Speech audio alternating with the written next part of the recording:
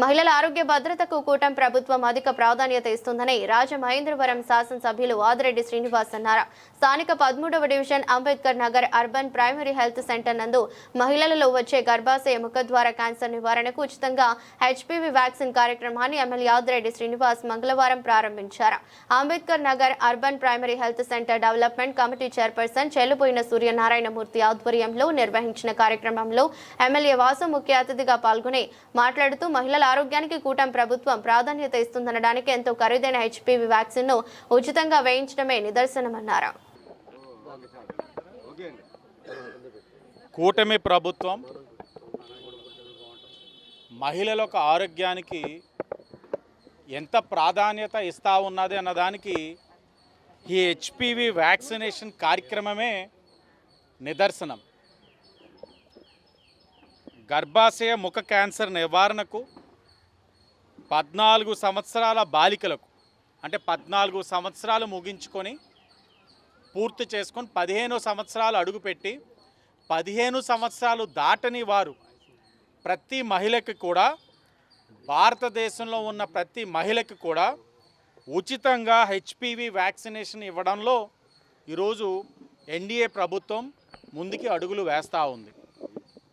శుభ పరిణామం. ఎందుకంటే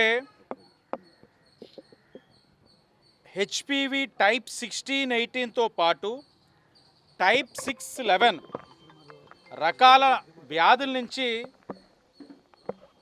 రక్షణ కల్పిస్తూ ఉంది ఈ వ్యాక్సిన్. Single dose. ఈ సింగిల్ డోస్ తోటి ఇవన్నిటి నుంచి కూడా నివారించుకునే కార్యక్రమం ఈ రోజున ముందుకు వెళ్తూ ఉంది. ఈరోజు మనం చూసినట్లయితే భారతదేశంలో రొమ్ము క్యాన్సర్ కాకుండా అత్యధికంగా మహిళలు ఇబ్బందులు పడుతున్న వ్యాధి ఇంకొకటి ఏదైనా ఉందనంటే ఇదే. సుమారు సంవత్సరానికి 11,50,000 మంది భారతదేశంలో ఎఫెక్ట్ అవుతూ ఉన్నారు. అంటే మనం గమనించవచ్చు హెచ్పివి వైరస్ టైప్ 16, 18 ద్వారా ఇంతమంది ఎఫెక్ట్ అవుతూ ఉన్నారు అని అంటే మనందరికీ తెలిసిన అంశమే. కుటుంబ వ్యవస్థ బలంగా ఉండాలి అని అంటే ఆ కుటుంబాన్ని నడిపే మహిళ చాలా ఆరోగ్యకరంగా ఉండాలి. ఆర్థికంగా మగవాడు సంపాదించి ఇస్తారు కానీ ఆ కుటుంబాన్ని మంచి చెడ్డలు చూస్తూ పిల్లల్ని పెంచుతూ భర్త ఒక మంచి చెడ్డలు యోగక్షేమాలు చూసేది మహిళ. అలాంటి మహిళ ఒక ఆరోగ్యం పట్ల అందరూ కూడా బాధ్యత వహించాలి.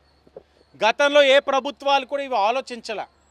కానీ గౌరవ ప్రధానమంత్రి నరేంద్ర మోడీ గారు ఒక గొప్ప మనసుతో మహిళా లోకం పైన ఉన్న ప్రేమతో కుటుంబ వ్యవస్థలో మహిళల ఒక పాత్రని గుర్తించి ఈరోజు ఈ కార్యక్రమాన్ని తీసుకోవడం జరిగింది.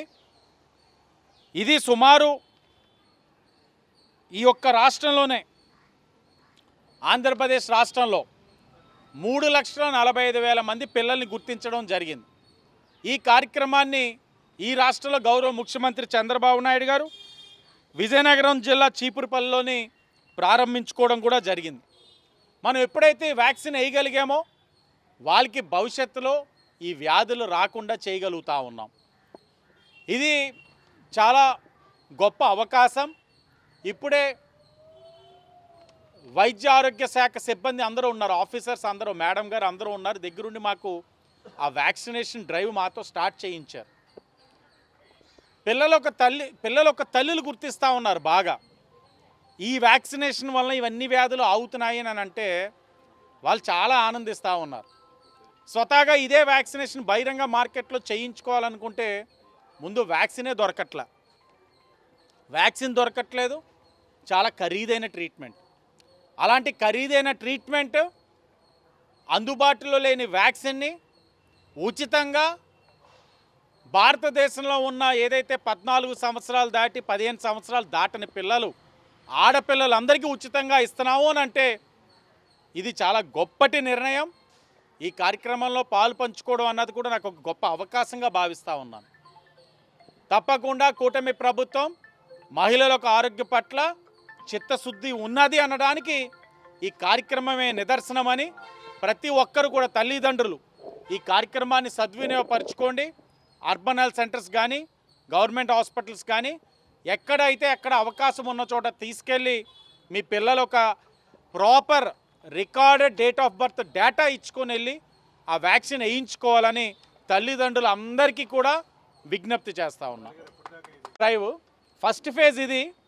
సెకండ్ ఫేజ్ ఏంటన్నది మళ్ళా కేంద్ర ప్రభుత్వం రాష్ట్ర ప్రభుత్వాలతో చర్చించి ఫస్ట్ ఫేజ్ అయితే 3 months. 3 monthsలో నా నమ్మకం అయితే 100% అయిపోతుంది. ఎందుకంటే ఇంత గొప్ప అవకాశాన్ని ఎవరు కూడా వదులుకోరు. సెకండ్ ఫేజ్లో మరి బహుశా ఏజ్ ఫ్యాక్టర్ని అయినా రిలాక్స్ చేసి స్ట్రెచ్ చేసి నెక్స్ట్ ఏజ్ గ్రూప్ అయినా వెళ్తారన్నది చూడాలి.